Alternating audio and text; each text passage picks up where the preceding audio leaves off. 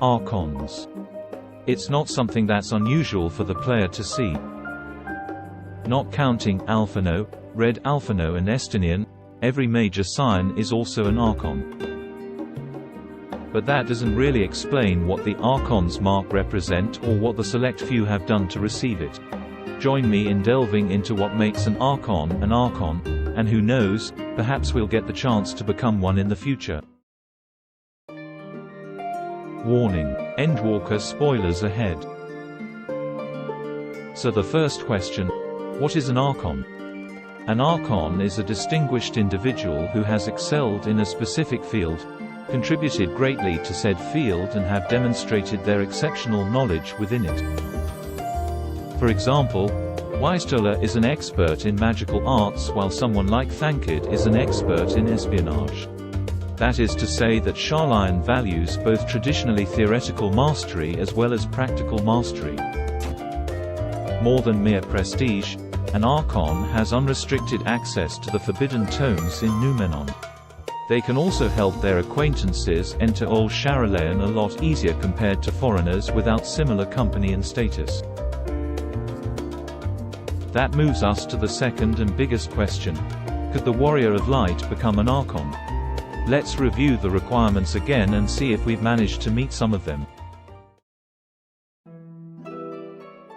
Excelled in a specific field. If we're to take the trailers as canon, we've excelled at both ranged and close combat.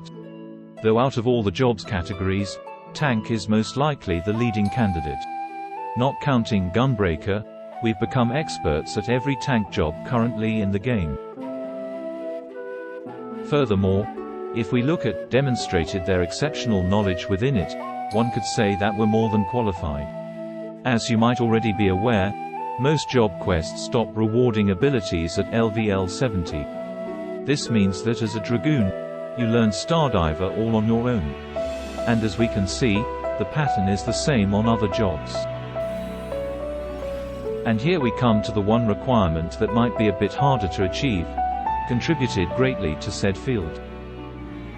The Warrior of Light has many talents, but other than the occasional job quest we haven't really passed on our knowledge in our fields. One could also argue the requirement meant a great contribution to Sharlayan, which we only recently traveled to, which would mean that we're even further away from reaching our goal.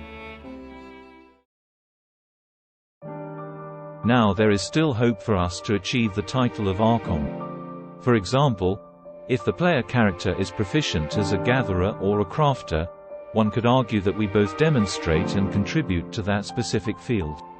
Though I would personally doubt that Square Enix would lock this feature behind maxing your gatherer or crafter, it's currently the closest we have to contribute in a field. Alternatively, adding a quest line where we help out our fellow adventurer isn't all that far-fetched considering the latest Rising event.